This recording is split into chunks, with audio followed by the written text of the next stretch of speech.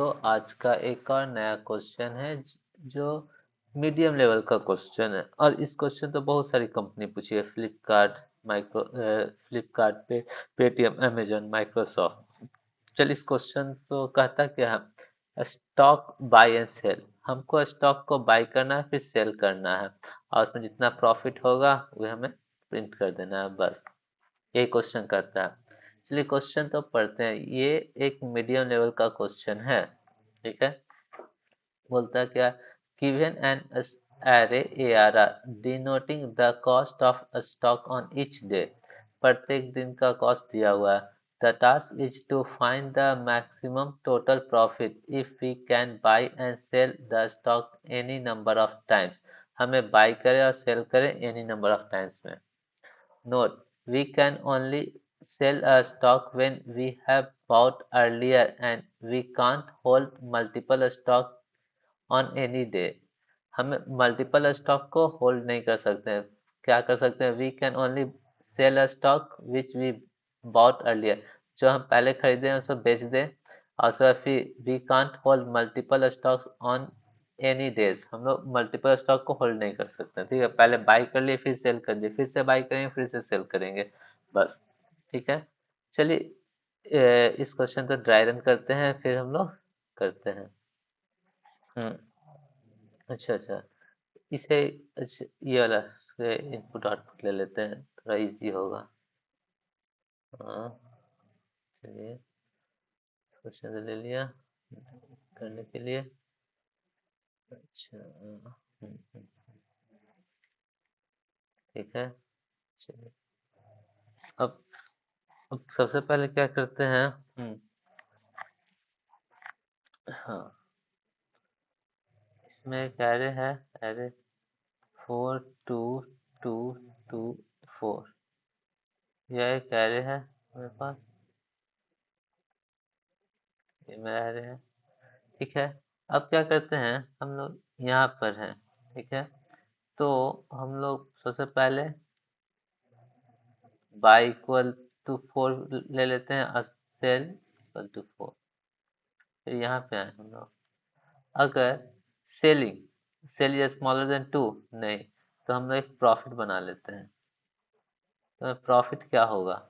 तो प्रॉफिट क्या हो जाएगा इसमें, सेल वाला छोटा नहीं है तो अपडेट करने नहीं। तो इसमें से जो हम लोग ये खरीदे हैं, तो profit equal to profit plus plus sell minus buy कर लेंगे ये। तो सेल में से बाई करिए 0, तो यहाँ पे प्रॉफिट कितना हो गया? 0। फिर अपडेट कर लिए, buy equal to 2, sell equal to 2, ठीक है। अब इससे यहाँ पे गए, buy price selling price is smaller than area of, नहीं, सेम है। तो फिर ये क्या हुआ, फिर इसको कंडीशन लगा दिए 2 - 2 0। फिर ये हो गया। फिर यहाँ पे आएंगे हम लोग, फिर यहाँ पे आएंगे, फिर यहाँ पे दोनों तो अपडेट कर दिए 2 2। फिर यहाँ पे जाएंगे तो फिर वो 0 हो जाएंगे, यहाँ पे 2, यहाँ पे 2। अब यहाँ पे आए, selling price smaller than area of, हाँ, 4 अपडेट कर दिए, 4 अपडेट हुआ, एरे खत्म हुआ। बाहर में 0 प्लस सेलिंग प्राइस कितना था, सेलिंग माइनस बाई प्राइस।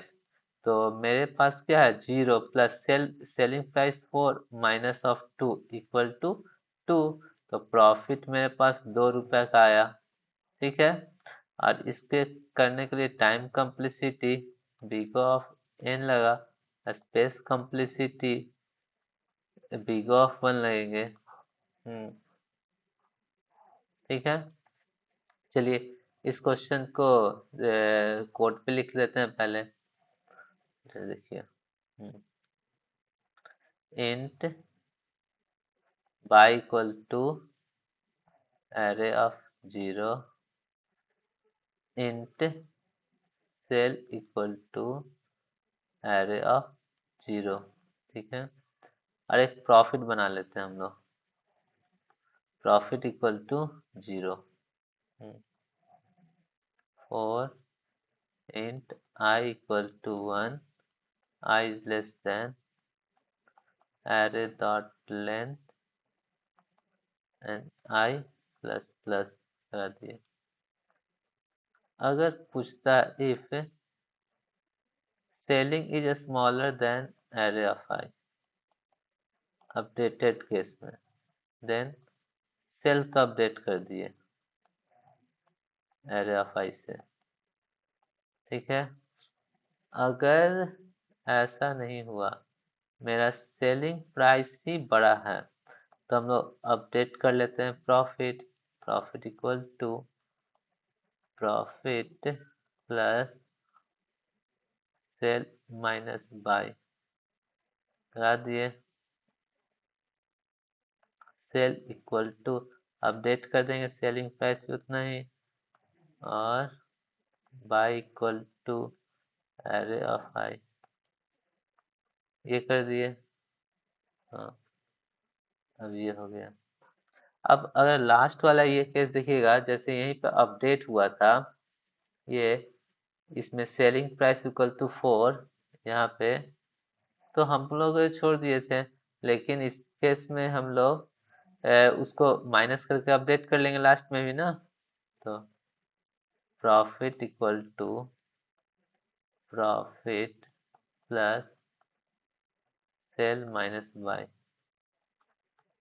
हो गया, रिटर्न प्रॉफिट। प्रॉफिट तो रिटर्न कर दिए।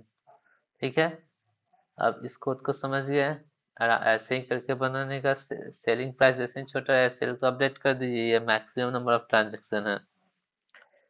चलिए इस कोड को अब हम लोग कोड पर लिखते हैं, उसके बाद हम लोग सबमिट कर देंगे। हाँ, चलिए int P R O F I T int profit equal to 0, int buy equal to array of 0, int cell equal to array of 0. Okay, then for int I equal to 1, I is less than array dot length and then I plus plus. In that case, if cell is smaller than array of I, selling price is smaller than array of I, then cell equal to array of I. Okay, if not, then I have to calculate the profit. Profit equal to profit plus sell minus buy. Okay, and update the selling price. Sell equal to array of I and buy equal to array of I. That's it. And suppose in last, if we updated the sell price and we are not calculating here, so here we can calculate profit equal to profit plus sell minus buy. That's it. And return profit. Okay. Yeah. Compilation successful and the test case first is passed. Now submit it. Successful. It is a medium level question, and if you will solve the problem like this manner, you will learn the DSA very easily. This is the best way. Okay, और subscribe करना भूलिएगा नहीं। देखने के लिए धन्यवाद। Bye bye.